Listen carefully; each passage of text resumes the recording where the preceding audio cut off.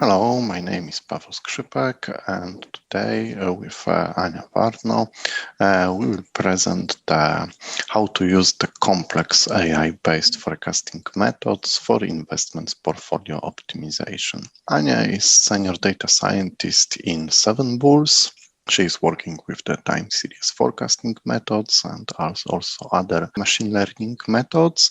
And I'm a CTO in the AI investments company, which aims to build the complete portfolio optimization platform using the latest achievements in machine learning methods. Even more, we have built the first version of this software, which is currently deployed for one of the investment funds from the Luxembourg. Today, we want to tell you about the time series and what are the most advanced and available currently method. And in the second part, Ania will show the real hands-on session, how to work with the time series, how to use this method, and what are the results. And even more, Ania will show how to use the reinforcement learning for that purposes, of course, on some toy example, but to give you feeling and impression. I will go through this method listed here very briefly, and in details, Ania will show NBITS method and compare this NBITS method to the typical statistical method of the forecasting. That's the agenda. Let's start. Why we are talking about this topic? Recently, we are observing the dynamic development of the time series forecasting method, especially machine learning-based methods, which has significantly higher accuracy than statistical method. Time series forecasting is applicable for many applications, from forecasting sales, stock, some forecasting in health and also in visual recognition and so on.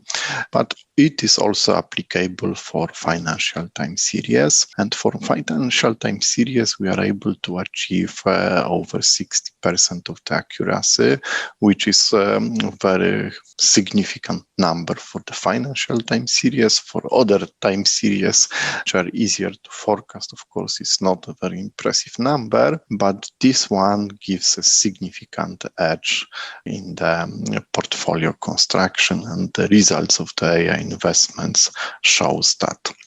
What is time series? Time series is the ordered in time list of values with the given attribute, one or more.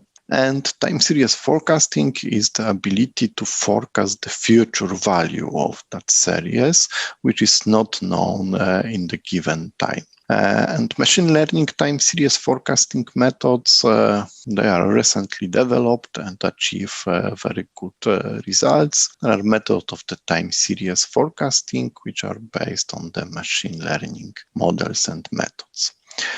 Till this time, or 2 years ago, 3 years ago, there was the domination of the statistical method of the forecasting, ARMA, ARIMA, exponential smoothing, and other methods. But recent evolution and recent breakthrough in forecasting, which probably the most significant point is the M4 and M5 competition, show that machine learning methods are simply better than statistical one by significant margin of the accuracy.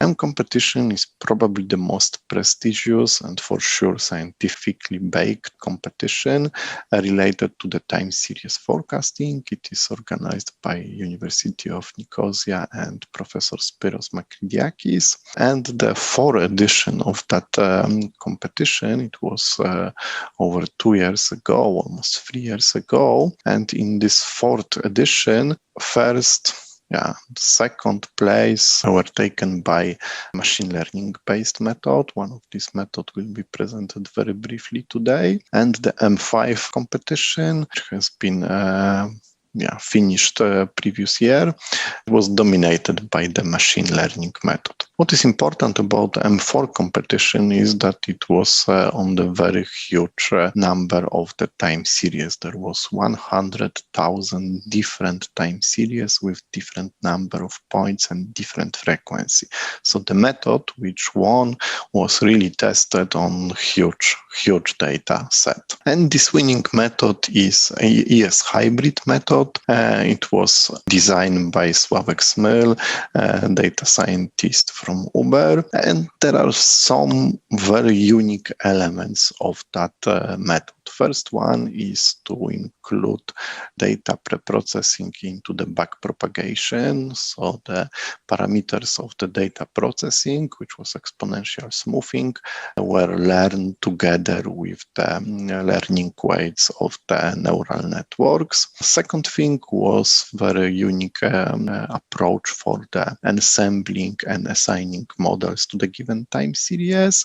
And third thing was the neural networks. In this method are used LSTM networks, but not typical LSTM, but residual, dilated, and with attention. So this residuality was one of the first application of this concept, which is very heavily applicable for the image recognition, to the LSTM and to time series forecasting. And it gives very good results, especially that Sławek used different residuality rules for different frequency of the time series. Second method, which will be described and presented by Ania later in the session, is the NBITS method. This is the purely machine learning method comparing to the ES hybrid, which is considered hybrid. And it is constructed from the block, so it is some kind of the stacked architecture with also very unique construction. There are different type of the blocks for trends, seasonality, and some generic blocks. And also there are some features related to the explainability and transfer learning. And also the NBITS uses advanced model ensembling. Here we have a brief overview how the NBITS looks. Here is also the reference to the paper when more details are provided. Third method, probably the easiest one to use, is Facebook Prophet. It is based on the general additive models. It is available as a library and also provide quite good accuracy levels. And the important thing of that method is that we are able to calculate also the range of the uncertainty or confidential levels, so not only the one value. And this method is available as a library, so it is very easy to start using this method for your own purposes. Fourth method is the GluonTS. It is also a complete framework of the libraries, also available to download and use. It is more difficult to use than just Prophet, but much more powerful. There are many methods included, many ways of the preprocessing data. It has a support for the cloud computing and also very strong support from the community and scientific researchers. Also here we have the paper to the TS. There are very interesting concept of different methods, different network structures, probabilistic distributions, type the neural components. It is constantly evaluated and new elements are added. And also it's available, as I said, as a library, so it can be downloaded and used. And the third method is very unique, based on the settling machines, also called stochastic learning automata, which is very unique for the forecasting, but stochastic learning automata itself is known for the long time, since the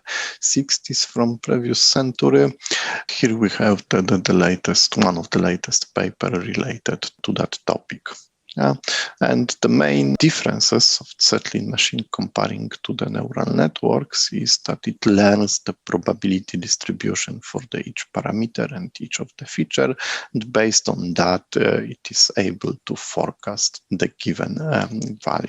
That's all from my side. Now Ania will tell a little bit more even much more than my introductory part, how to use this time series forecasting method on the example of the n-bits and compare n-bits with the statistical methods, and also will show the toy example how to use the reinforcement learning.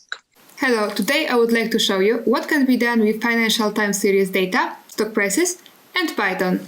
We will go through the whole process, from downloading data to Python, EDA, it is explanatory data analysis, time series data preprocessing, modeling for time series forecasting, and finally we will try create an automatic investment strategy. So how can we access stock price data from Python? There exist many rich API, but for just learning purposes, we will use Python package yfinance based on Apache software license for Yahoo Finance historical data. Thanks to this package, we can easily download daily stock prices data with columns such as open, high, low, close, volume, etc. We just need to pass company index. Here I have some saved exampled company indices, and we will run one. And here we can see the output of our downloaded data frame. For visualization and indicators calculation, we don't need to implement everything from scratch, because Python has many libraries which might do the work for us. For example, I will use QuantStats library, which has around, 20 implemented visualizations and functions, useful for stock price analysis. Here are some of the plots drawn with this library. So after the general data analysis, we will move to the data preparation, so the step before the modeling part. Because the topic of this conference is Python, not machine learning, and maybe some of you are not familiar with data science, I will not discuss with the details what is the purpose of some of the specific activities. I will just say that it will help to choose the models and hyperparameters range during the further steps. What can be done during the time series analysis and data preprocessing? Usually we do the stuff like seasonal decomposition, to isolate the trend or season from the data. Time series transformations might be crucial for some of the statistical models. Outliers detection helps to understand the data. Most of those tasks can be done with Stats Models package, which provides classes and functions for the estimation of many different statistical models. There is belief that R is much better, at least for the classical time series analysis, than Python, but this Stats Model package, at least in my opinion, well substitutes R and even has a similar API. And here we have some example transformations, which are often applied when we are dealing with stock prices. Some of them are extremely easy, like log, but some of them, like Kalman filter, are complex and harder to implement from scratch.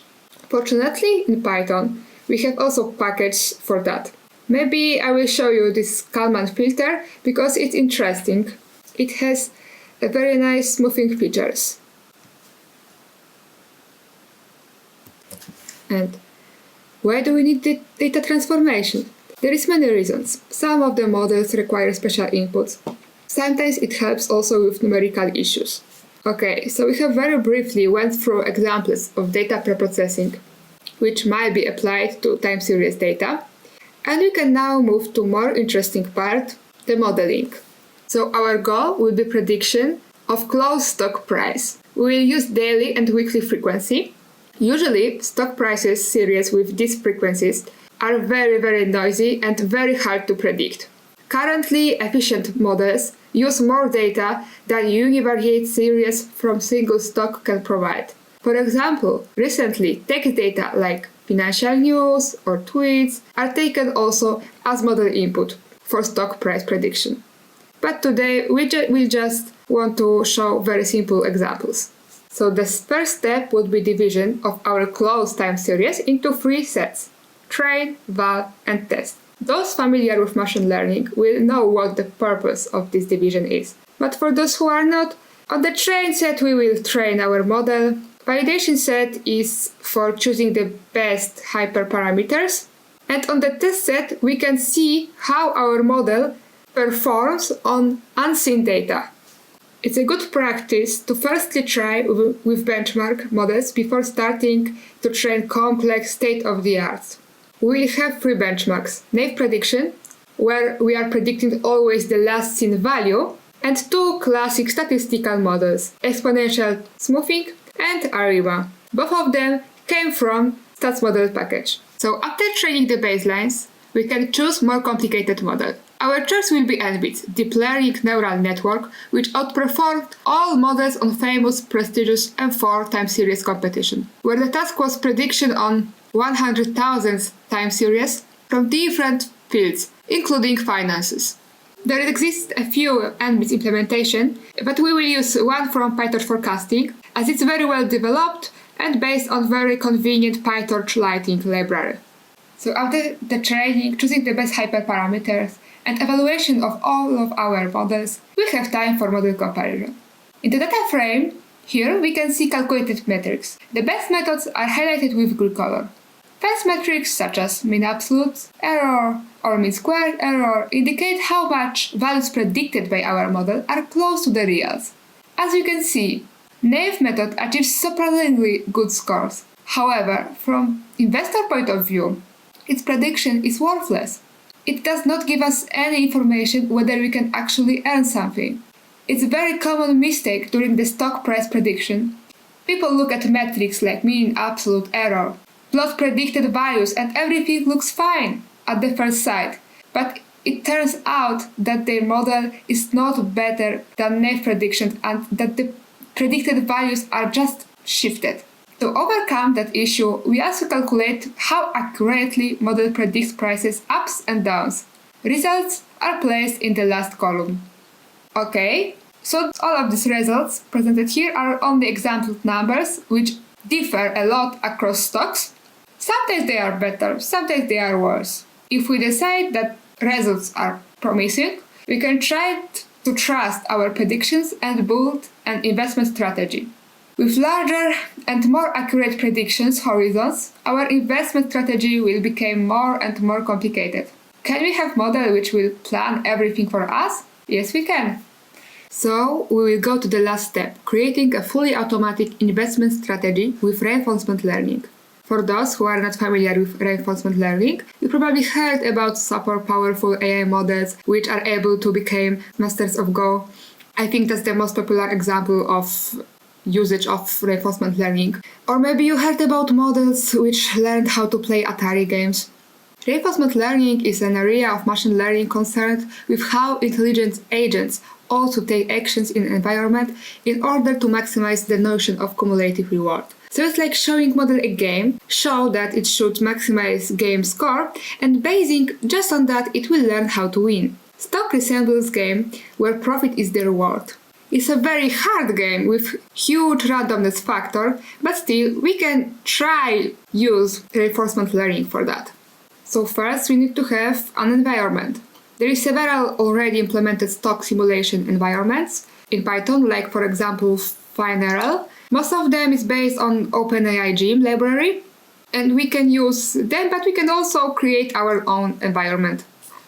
So I just want to emphasize that we will just make it as simple as possible, just for fun. And in real scenarios, to actually work well, our solution should be more complicated, take more data, more training epochs, more agents, more complicated policies. But just for today, we'll build something extremely simple. We'll use OpenAI Gym library. And single stock data will be used.